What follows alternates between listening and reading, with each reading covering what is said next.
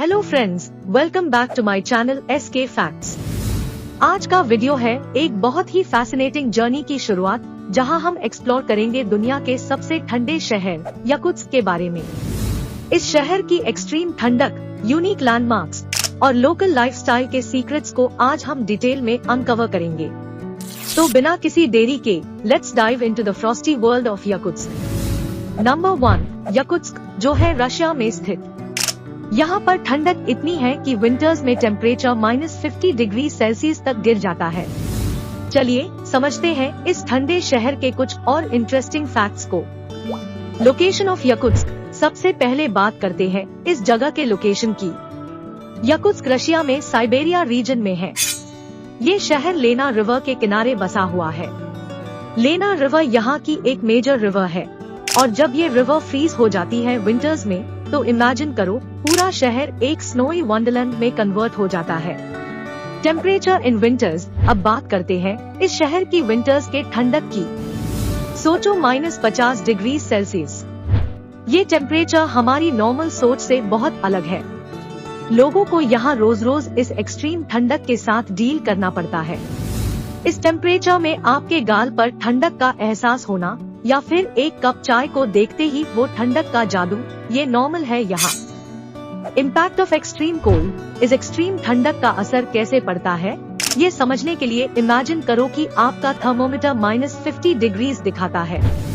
लोगों की cars freeze हो जाती है और हीटिंग सिस्टम्स नॉन स्टॉप चलती रहती है। पब्लिक ट्रांसपोर्ट भी अपने तरीके से ठंडक से बचने की कोशिश करता है। इस ठंडक में वाटर पाइप्स भी फ्रीज हो जाते हैं और लोगों को अपने घरों में स्पेशल इंसुलेशन लगानी पड़ती है ताकि घर गर्म रहे। Survival strategies. लोगों को यहाँ रहने के लिए क्या क्या सर्वाइवल स्ट्रैटेजीज फॉलो करनी पड़ती है, कैसे वो अपने घरों को मेंटेन करते हैं ताकि ठंडक ना हो। लोग गर्म कपड़ों की लेयर्स पहन कर निकलते हैं और स्पेशल बूट्स भी यूज करते हैं। घरों में हीटिंग सिस्टम्स हमेशा चलता रहता है, और कुछ लोग अपने व्हीकल्स को भी स्पेशली डिजाइन गैराजेस में रखते हैं ताकि वो फ्रीज ना हो।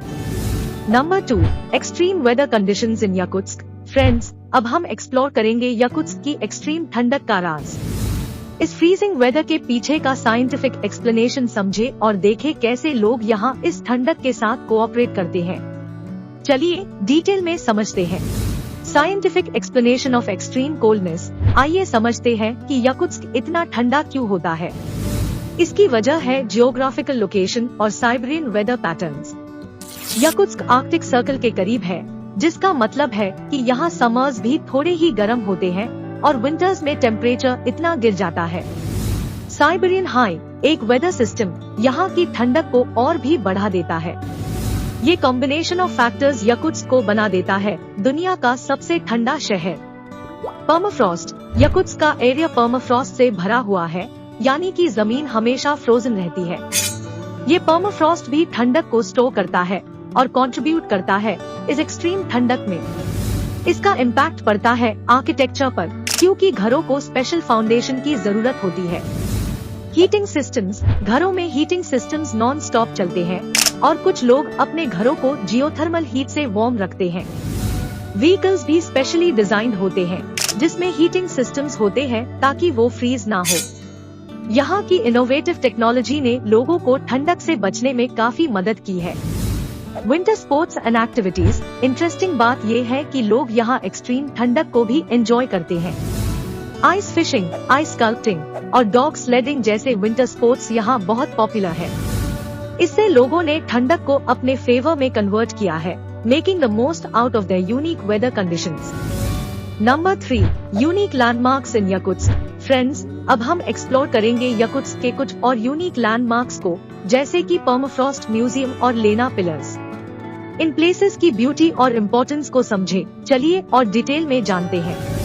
Permafrost museum. सबसे पहला लैंडमार्क है पर्माफ्रॉस्ट म्यूजियम। ये म्यूजियम बिल्कुल यूनिक है, क्योंकि यहाँ एग्जीबिशन होता है पर्माफ्रॉस्ट से रिलेटेड फैक्ट्स और वंडर्स का। इमेजिन करो आप एक आइस केव में हैं, जहाँ वॉल्स और डिस्प्लेस खुद पर्माफ्रॉस्ट से बने होते हैं। ये जगह इंफॉर्मेटिव ही नहीं है, बल्कि विजुअली भी ब्रेथटेकिंग है।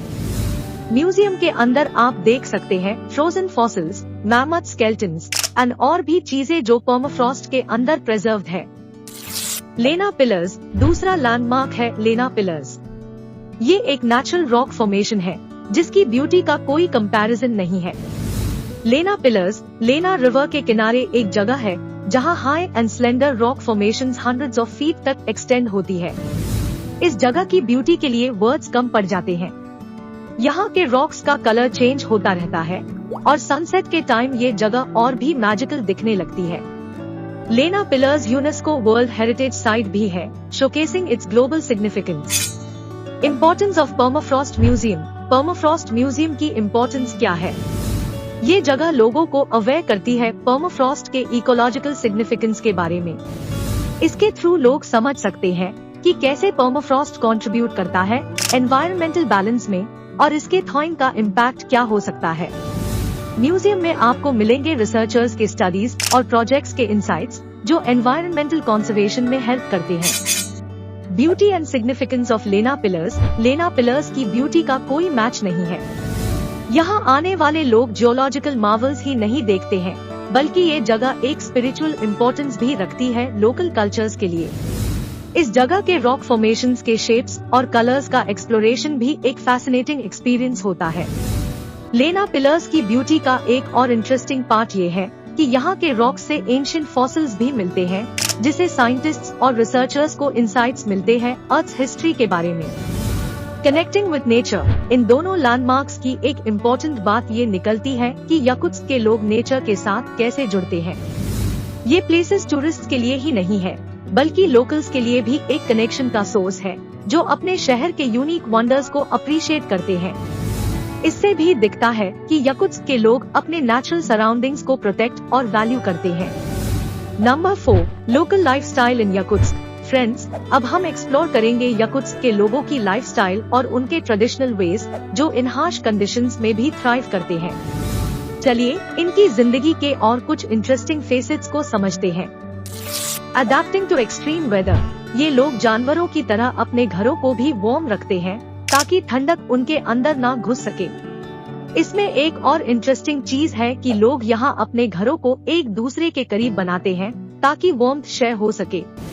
Importance of reindeer herding. यहाँ का एक इम्पोर्टेंट पार्ट है रेनडियर हर्डिंग। रेनडियर के साथ काम करके लोग अपना घर गर्म रखते हैं और रेनडियर के मीट और मिल्क का यूज करते हैं। ये traditional way of life not just sustains them बल्कि इनको अपने रूट से जुड़ा हुआ फील भी कराता है। लोग यहाँ रेनडियर से मिल्क, मीट और वुल एक्सट्रैक्ट करते हैं जो उनकी बेसिक जरूरतों को पूरा करते हैं। Celebrating winter festivals. याकुत्स्क में विंटर्स का सेलिब्रेशन एक अलग ही लेवल का होता है। लोग यहाँ ट्रेडिशनल विंटर फेस्टिवल सेलिब्रेट करते हैं जैसे कि यस्याक जिसमें आइस स्कल्पचर्स बनाते हैं और ट्रेडिशनल याकुत डांसेस होता है। ये festivals not just bring the community together बल्कि लोकल ट्रेडिशंस को भी प्रमोट करते हैं। इसके अलावा लोग अपने ट्रेडिशनल इंस्ट्रूमेंट्स बजाकर म्यूजिक और डांस का आनंद लेते हैं। Survival skills. इस ठंडे क्लाइमेट में सर्वाइवल स्किल्स होना जरूरी है। लोग यहाँ आइस फिशिंग और हंटिंग के थ्रू अपने लिए फूड अरेंज करते हैं। आइस फिशिंग लेक्स फ्रोजन होते हैं और लोग वहाँ आइस होल्स बना के फिश कैच करते हैं। इसके अलावा ट्रेडिशनल हंटिंग भी एक इम्पोर्टेंट पार्ट है जो लोकल वाइल्ड लाइफ से जुड़ा हुआ है। लोग यहाँ अपने एंसेस्टर्स से सीखी हुई हंटिंग टेक्निक्स का यूज करते हैं। Cultural significance of clothing. यहाँ के लोग अपने ट्रेडिशनल क्लोथिंग को भी मेंटेन करते हैं जिसे याकुटिया क्लोथिंग कहते हैं। ये स्टाइलिश ही नहीं है बल्कि ठंडक से बचने में भी मदद करता है। ट्रेडिशनल क्लोथिंग के एलिमेंट्स में फर और लेदर का यूज होता है जो लोकल वाइल्ड लाइफ से मिलता है। इसके अलावा लोग अपने स्पेशल हैंडमेड बूट्स और ग्लव्स का यूज करते हैं जो ठंडक से प्रोटेक्ट करते हैं। तो फ्रेंड्स, कैसा लगा आपको याकुत्स्क का वर्चुअल टूर? अगर आपको ये वीडियो पसंद आया हो तो लाइक करें, शेयर करें और हमारे चैनल को सब्सक्राइब करें फॉर मोर अमेजिंग फैक्ट्स। और हाँ, कमेंट सेक्शन में जरूर बताएं कि आपको किस एस्पेक्ट में सबसे ज्यादा इंटरेस्ट आया। मिलते हैं नेक्स्ट वीडियो में, तब तक के लिए goodbye from SK facts.